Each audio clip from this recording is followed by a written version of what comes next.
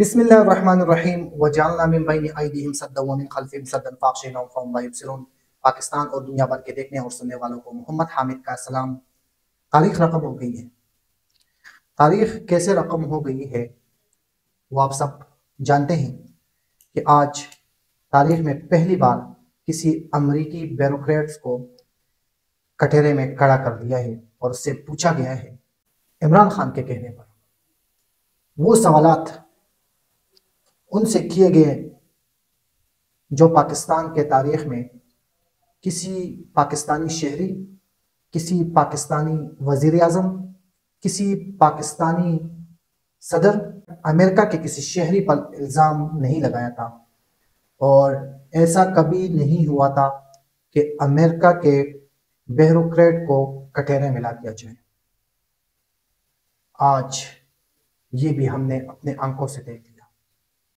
یہ خوبصورت منظر ہمیں کس نے دکھایا؟ اس شخص نے دکھایا جو کہ پاکستان میں ہر کوئی کہتا تھا، جو اس کا مخالف تھا، کہ عمران خان کو کرکٹ کی دنیا میں ہی رہنا چاہیے، کرکٹ کے گراؤنڈ میں ہی رہنا چاہیے۔ ایک کپ کیا پاکستان کے لیے جیت گیا، پاکستان کے سیاست میں آ گیا، وہ ابھی ہمیں ہرائے گا۔ وہ تجھے ہراتا بھی نہیں ہے، وہ تجھ سے لڑتا بھی نہیں ہے، وہ امریکہ کو لڑکاتا ہے، وہ امریکہ کے آنکھوں میں آنکھیں ڈال کے بات کرتا ہے، وہ زمینی خداؤں سے نہیں ڈرتا، وہ امریکی بیوروکریٹ کو، ڈونلڈ لو کو بھی عدالت میں پیش کر لیتا ہے، امریکی کانگریس میں پیش کر لیتا ہے کہ آیا جو سائفر کا الزام عمران خان نے لگایا ہے آپ پر، یہ ٹھیک ہے، یہ غلط ہے، کیا ہے یہ؟ پہلی بار تاریخ میں ایسا ہوا کہ امریکہ نے یہ اقدام اٹھایا۔ عمران خان کا جو الزام ہے، آیا یہ الزام سچ ہے یا جھوٹ؟ ڈونلڈ لو کو پیش کیا گیا، اس سے سوالات کیے گئے کہ جو عمران خان کہتے ہیں کیا وہ حقیقت ہے؟ چور کب کہتا ہے کہ میں نے چوری کی ہے؟ پھر تاریخ آپ اٹھا کے دیکھ لیں، جہاں بھی چور گرفتار ہوا ہے، پکڑا گیا ہے، اس کا کبھی چور نے اقرار نہیں کیا کہ میں نے یہ واردات کی ہے۔ ڈونلڈ لو سے سوال کیا گیا کہ عمران خان نے آپ کے اوپر الزام لگایا ہے سائفر کے حوالے سے۔ ڈونلڈ لو کہتے ہیں سائفر کا الزام جھوٹا تھا، سائفر کو امریکی سازش کہنا، بانی پی ٹی آئی کا الزام سراسر جھوٹ ہے۔ پاکستانی سفیر اسد مجید تصدیق کر چکے ہیں بانی پی ٹی آئی کا الزام جھوٹ ہے۔ اپنوں نے لوٹا غیروں میں کہاں دم تھا، میری کشتی وہاں ڈوبی جہاں پانی بھی کم تھا۔ بےنظیر شہید کا بہت ہی زبردست شعر ہے۔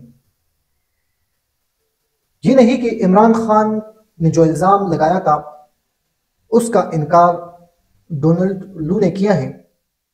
مزہ اس بات کا ہے کہ امریکی بیوروکریٹس کو آج امریکی کانگریس میں کس کے کہنے پر پیش کیا گیا؟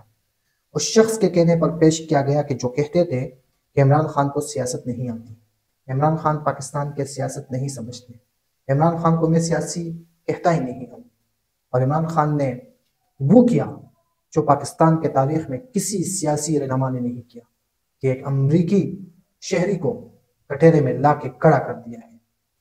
سائفر جھوٹ تھا سچ تھا وہ تو ہمارا معاملہ ہے، ہم نے اس کو سچ بھی کہا تھا، ہم نے اس کو جھوٹ بھی کہا تھا۔ سچ اس وجہ سے کہا کہ عمران خان کو جیل میں ڈال دیا، جھوٹ اس وجہ سے کہا تھا کہ اس وقت عمران خان نے جب سائفر کو لہرایا تھا، کسی نے کہا تھا کہ یہ بس لوگوں کو ورغلا رہا ہے، اور کسی نے یہ بھی کہا تھا کہ پاکستان کے اندرونی معاملات کو لوگوں کے سامنے لایا گیا، اس کے اوپر عمران خان کو سزا ہو گئی ہے۔